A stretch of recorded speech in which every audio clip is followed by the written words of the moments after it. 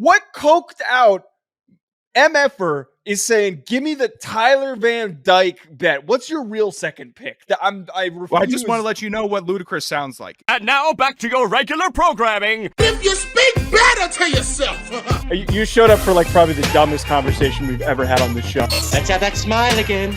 Tell me how that happens. Physically should not happen. Relax.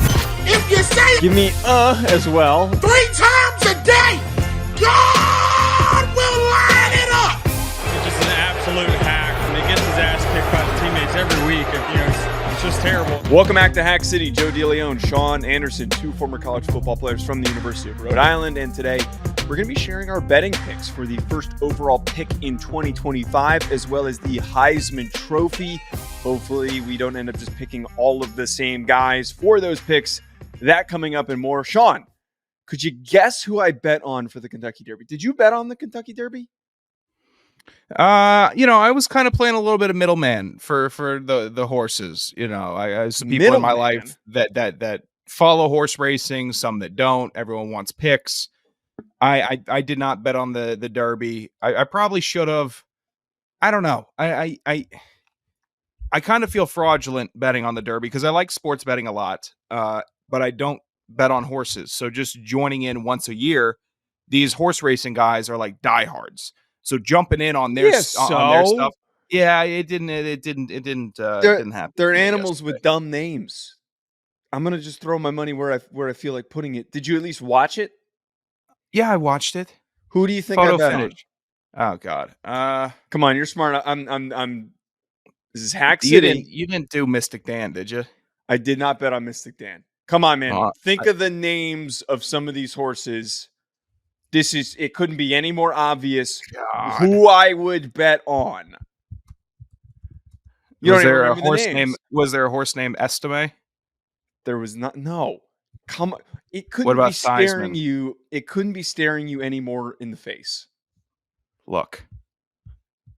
What horse did you bet on? I don't know the horse. The one with Leone in its goddamn name. And he was robbed.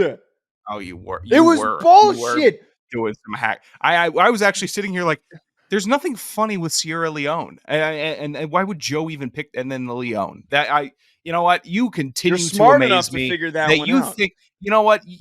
There's something here with your brain where you think that your rationale is like the exact opposite of everyone else that's just walking around on the planet. I pick this because this.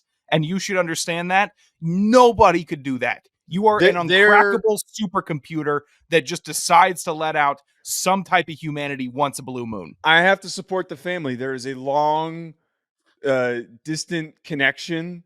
He is a long-lost cousin of mine, and he should have won the race. Dude, I was so mad when I bet on him, and then I found out that the owner's son or grandson was the jockey, and he's like 6 inches taller than all of the other jockeys, and he barely lost. If there was a 5'3" man who was riding this goddamn horse, he would have won, and my bet would have hit.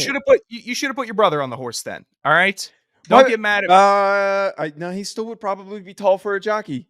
God, because he's like 5'8". Leone, the family. Oh, you reek for that.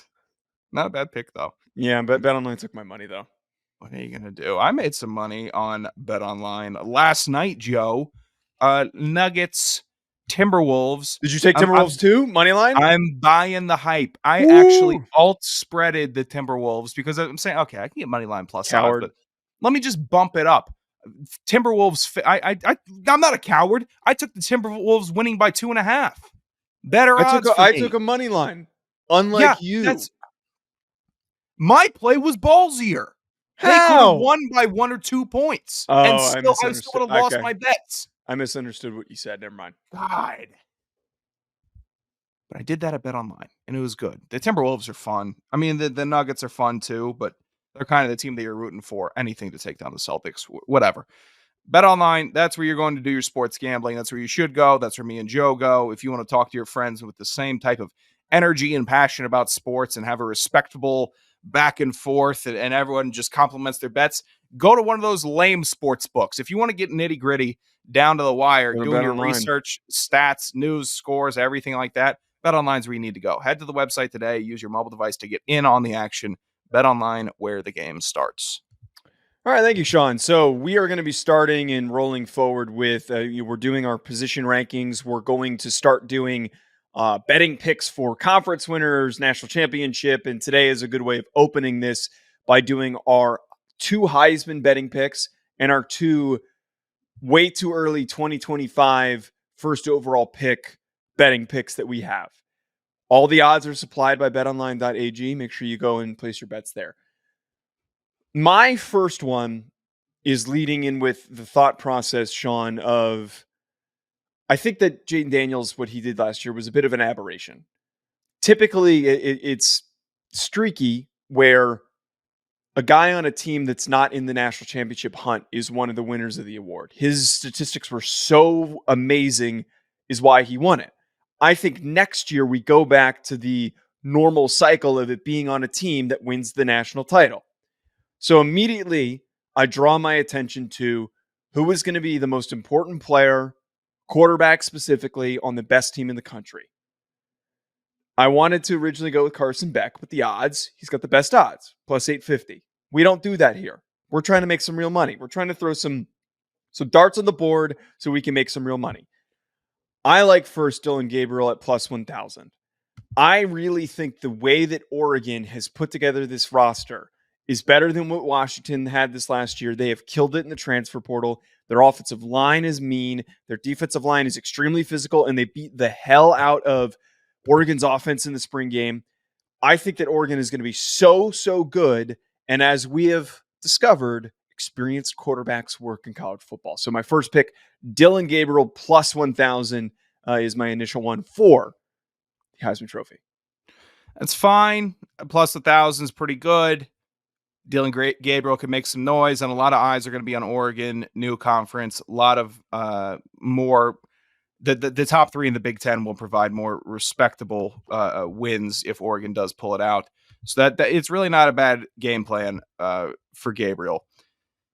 Who do you really want to shock it, Joe? I'm going Will Howard, Ohio State. Will Howard is not a Heisman candidate, and he has never been a Heisman candidate.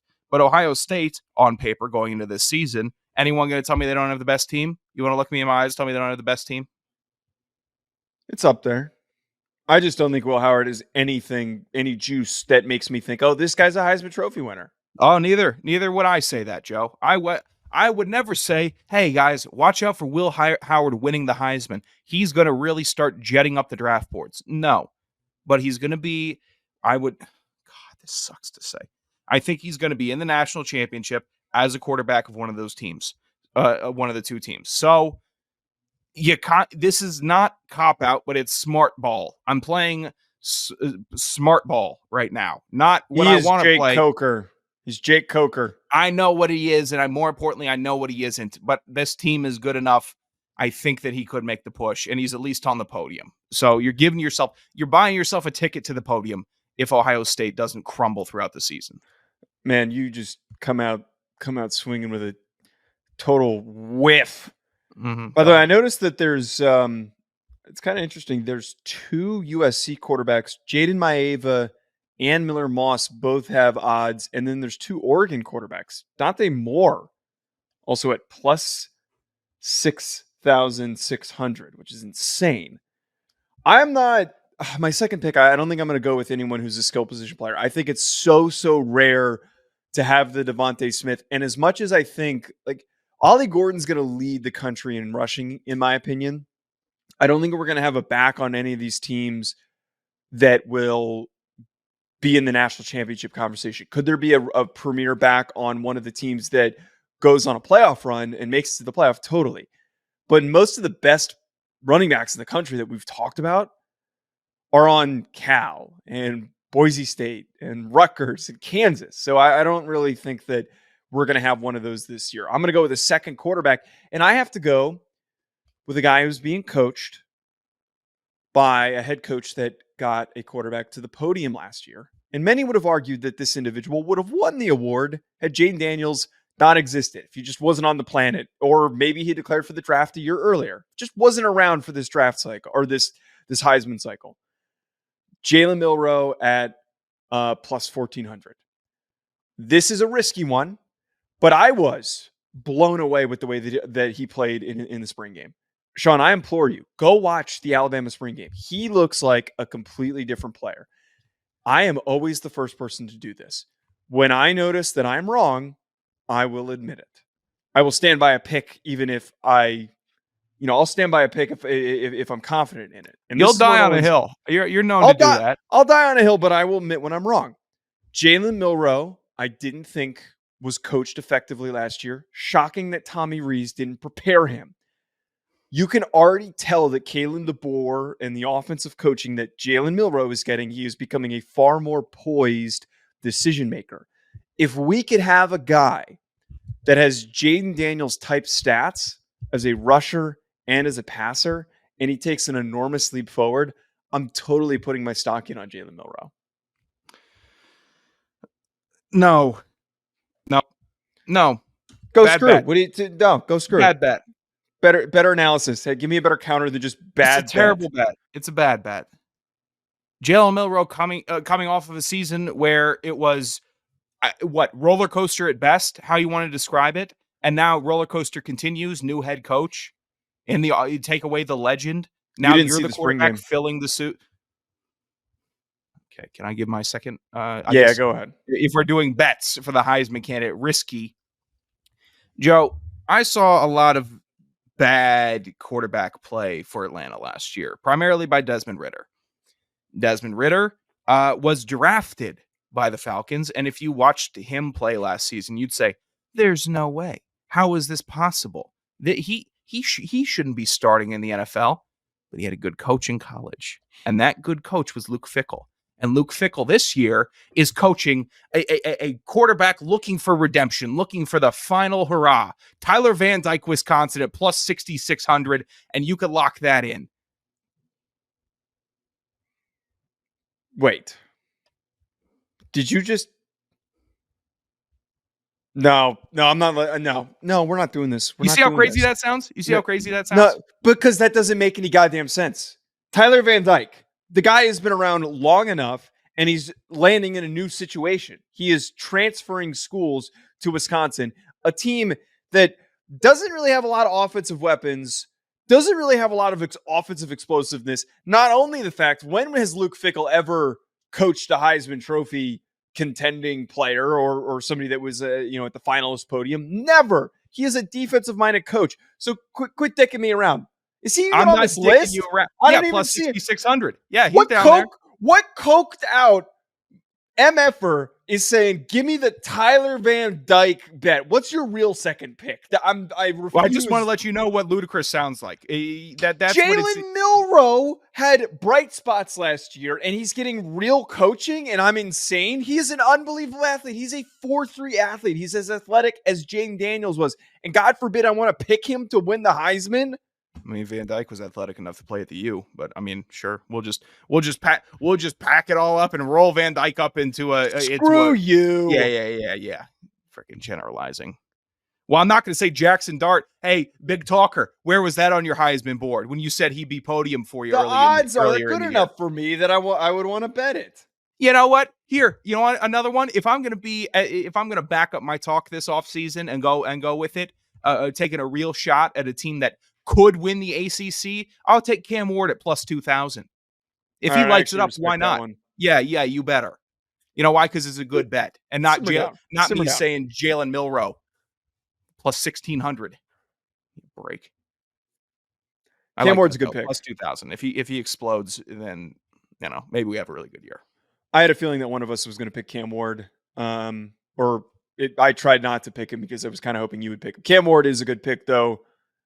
If everything goes according to plan, Miami will be a top 5 team this year.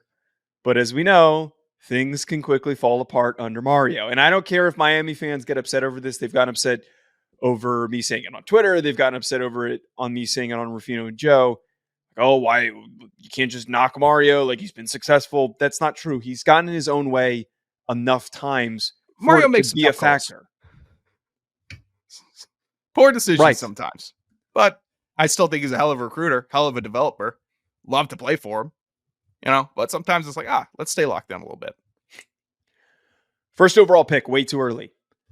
This is a very different conversation. This is the guy who has the traits, who takes the step forward, and who is the most talented player worthy of being selected by a team that is picking that high. Right now, the current leading odds, plus 400 for Carson Beck, plus 500 for Shedeur Sanders, plus 500 for Quinn Ewers, James Pearce plus 550, Michael Williams plus 800, Drew Allar plus 1,200. God, it's a terrible bet. Travis Hunter plus 1,800, and then Cam Ward plus 2,000. The first one that I'm running to, and we literally just talked about him, Cam Ward. I think that Cam Ward is the type of quarterback that has all of the ooh and ah traits that you look for. The type of guy that is huge arm, is going to make the wow throws, even if everything else doesn't come around effectively enough around them for them to go to the playoff and to win the ACC this year. I still think that he is good enough, and the receivers that he has, the offensive line that he has, are good enough. The run game with Damian Martinez now, that is all good enough for him to improve this season and to look even better. And again, we know that the NFL gets hyped up over traits. He is going to have the biggest arm in this class, right up there with Quinn Ewers. And if we watched J.J. McCarthy rise up boards and move up in the conversation, and he wasn't even on the first round radar at the end of the season originally, I'm telling you guys right now, Cam Ward is going to build hype with his last season in college football. It's also a really, if he wants to be the first overall pick, him staying another year was a great decision by him and his team. That it wouldn't have happened this year, but he would have been the quarterback taken between that big gap of the first rounders. And what was the next quarterback taken? Like the fifth round? Yeah, he would have fit that gap in like the second or the third round. Someone saying, we really like this guy. Let's see if we can develop him, take a chance on him, get another year in college, another year of tape and polish. If he does have a booming year, there could be a lot of hype. I think it's almost, though, a smart bet right now to lock something in on Beck. All right. It just might be. If you're looking at quarterback traits, tall, big arm, plays with a good team, is gaining experience with NFL players, practice against a defense with plenty of NFL talent on it. The Georgia to NFL pipeline is still bustling. It's plus 400. All right. It's not a diamond in the rough. No. I mean, shoot. Look at the optics, though, Joe. Do you think NFL teams are sitting here like, man, Shedeur, he's really good. But that is that comes totally different. It comes with noise, though. I know it's a different can of worms, though. If we're looking at it through this perspective, it's a bad bet. Some of these NFL GMs might get cold feet because they're intimidated by the Sanders family coming in and shaking things up and bringing their own energy to the situation. So I think Carson Beck for the it's not for the yellow-bellied first overall team next year picking. They're not. I think they're going to be too scared to bring in the whole crew. So Carson Beck might be my play. I also think what's very likely to have happen here is that the team picking first overall is not going to be super excited about the quarterbacks. I don't think it's going to be as bad as the year where Travon Walker went first overall out of Georgia. And I was kind of racking my brain. Is there a defensive player that could play into that Travon Walker billing? I'm trying to, because here's my thought. And this is very tinfoil hattish. James Pearce Jr. is a very gifted player, and for some reason, he gives me the Will Anderson vibe where I think that he is going to get over-evaluated. We're going to put him on the board right now as the projected first overall pick, but for whatever reason, it would make a lot of sense for everybody to overthink him, and that's what happened with Travon Walker. Travon Walker, it's been proven, Aiden Hutchinson should have been that pick, and they overthought it. So who is the big, massive guy who is all traits but still needs to totally put it together? Patrick Payton comes to mind at plus 2,800, and I'm wondering if I could talk myself into that. But I'm going to still stick, though, with James Pearce at plus 550. If there's a defensive player, try to get the odds now. And if there is one that does go that early, it's going to be him. As much as we could make the argument for a Will Johnson or a Travis Hunter or a Mason Graham, none of those three positions ever, no matter how, if they are the most gifted prospects to ever come out in recent memory, they will almost never be in the first overall pick conversation just because positional value is different. It's always an edge. It's always an offensive tackle, and it is always a quarterback. It's never anything else. What if Harold Perkins at plus 3,300 has He's an a insane Will year? Backer, though. He's going to be. He shouldn't be. He shouldn't be a Will Backer. He's not an edge rusher. He's going to be playing Will Backer this year for LSU. God. That was why he played so poorly this past year, is because they didn't know what to do with him. They just don't put him on the edge. He could. He's a big rusher. boy. He could put his hand in the dirt if he wanted to, or he could do the sweet silky no hand down pass rush off the edge. But just dropping him in coverage, just such a waste of quarterback detonation potential. What a waste they are. LSU, get it together, because he has the talent, he has the speed, he has the strength. And if he just gets on film, there's more film of him tackling quarterbacks in the backfield. He could shoot up. Tell me I'm wrong here. For Harold Perkins, I can't get behind that because he is going to be playing Will Backer this year for LSU, and he is going to go to the NFL as a Will Backer. He's not Micah Parsons. He's not as the same size as Micah Parsons. I think most people would have easily taken Micah Parsons first overall. The year that he was selected 11th because he didn't play that season. So again, guy that was overthought. But in hindsight, I think most would say that is the most important player for that team, for the Cowboys. We would love to have had him. Harold Perkins isn't that guy. He's a Will Backer. He's a Will inside linebacker. He is not a pass rusher. Is that who your second pick is, though? Is that who you want to rock with? If I was going to have a defensive player, and if there was a defensive player to really explode on the scene this year and lead a team to capture the SEC, because as much faith as I have in Georgia and Carson Beck, there has to be some challenger in the SEC, because right now it looks pretty weak to me. It looks a little weak. But if LSU's defense is tight, then maybe they can get something rolling on offense. That's just where my head's at, thinking about how the season could shake out and how it would even lead to him being a first overall pick. But there's a lot of obstacles there. I texted Ryan. I should have done this beforehand. I texted Ryan because I'm curious what his thoughts are. I asked him specifically what I just framed. If there's a Travon Walker type of a buildup that just leads to overthink by whoever's picking first overall, who could it be? I'm curious. If he hopefully texts me back before we finish taping, because I would love to contribute that. So this weekend on Friday night, Sean, we were tagged in something. College Football Report had put out a graphic of the top college football media personalities. It is Lee Corso on it. It is Kirk Herbstreit, Gus Johnson, Chris Fowler, Pat McAfee, Joel Klatt. Some of these guys that are listed aren't like purely college football personalities, which is kind of goofy. Not only did the original creation of this list not really fit what they were trying to do, but the second version of it, we have our concerns.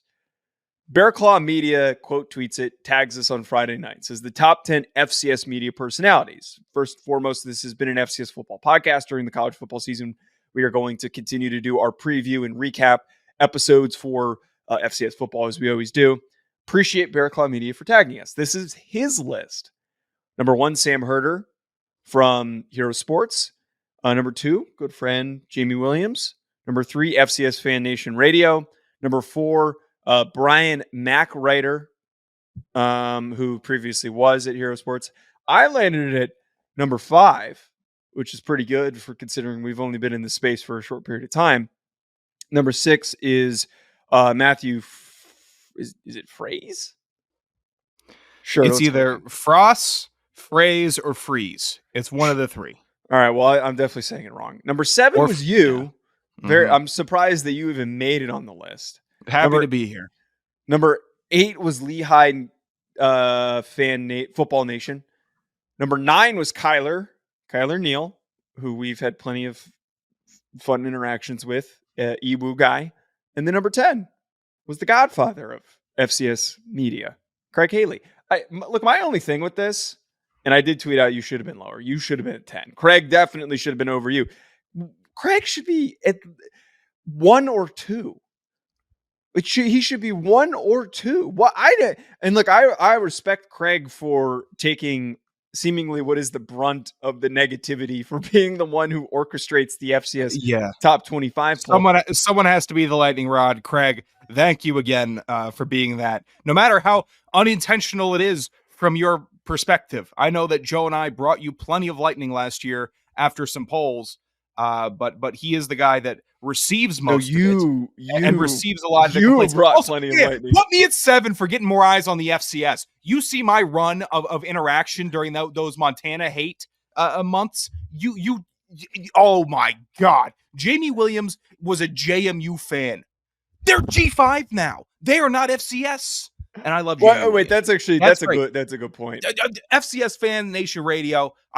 Follow me back, you losers. God. Yeah, they unfollowed us. What did we do? Us. You stink.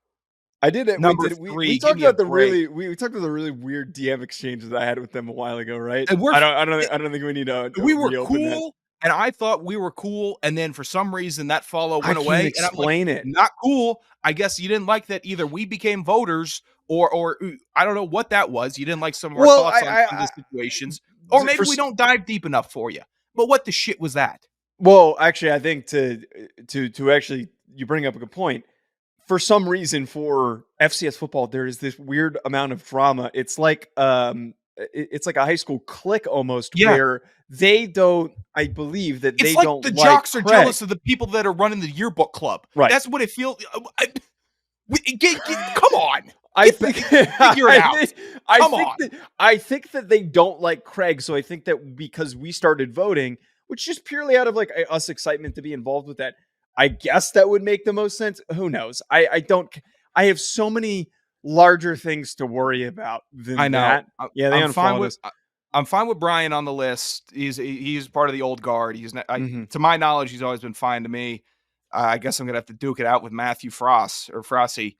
Bison. All right, cool. NDSU. Thanks for helping push the narrative and getting us involved up there. Barely. Bison rant sometimes gives us some likes. Thanks, fellas up there in north, up north, and Kyler being. Those below. The only thing I really take umbrage with those below me, I will be checking out LFN if they're on here. But Kyler's pretty hacky.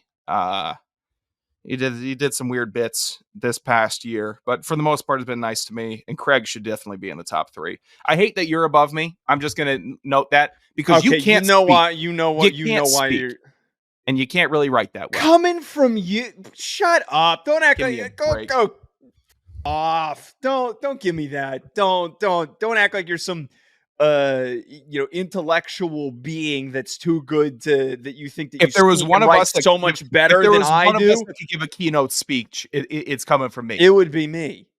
What are you going to give a keynote speech? You're not speaking at my funeral. How to fart without shitting your pants? Is that what you're going to give your keynote speech on? I'm right up there, and I'm going to be speaking. Everybody, we missed young Joseph. How to drink 30 beers without getting digestive problems. Oh, sorry. That is impossible. It's how to limit your digestive problems after drinking 30 beers. What to do when you see blood in the toilet. Is that what you're going to give a keynote speech on? Hop in the shower, moisten the wipe, drink a lot of water. That's a quick answer, too. Number 5. Give me a break. I also Zach McKinnell not being on this list is insane. I mean, the Blue Bloods being left off was a little weird, but that's Bear Claw. That's up to them. It's not my list. My list would be way different. My list would be vastly different. And I wouldn't put myself in the top 3 if that makes anybody feel better. You shouldn't be in the top 9. What do you do that's so unique and profound that deserves for you? I keep open dialogue with commissioners, Okay, you talk to Joey D every so often, and then I do talk to Joey D every so. Well, Joey D is the best. But who did? I would like to thank Bear Claw for sending out the tweet. I think the Big Sky commissioner followed me. So he followed me too. I'm hoping to. Oh yeah. Stank. You're not special. Look, I would say I have more FCS players. No, probably not. You get a lot. You don't have more FCS players that follow you. You definitely don't. I might have more FCS players that are in the league that follow me. That's also not true. You can't count the guys that we played with. Why couldn't I? They're on your team too. You couldn't create a relationship with them? No, well, no, they also still follow me, but you were friends with them. It's a very different following somebody who you're friends. Even if it was like just being teammates, you're going to follow each other. There we go. There's your number 5, everybody. Keep it up, Bear Claw. You're an asshat. You're just because. Sometimes when I was in the locker room and I was getting itchy and I was like, oh God, I just got rid of practice. I got out of practice. I looked down at my legs. There'd be these little team mites on my legs. They were biting me and I have to, get them off of me. Mites bite. Horrible.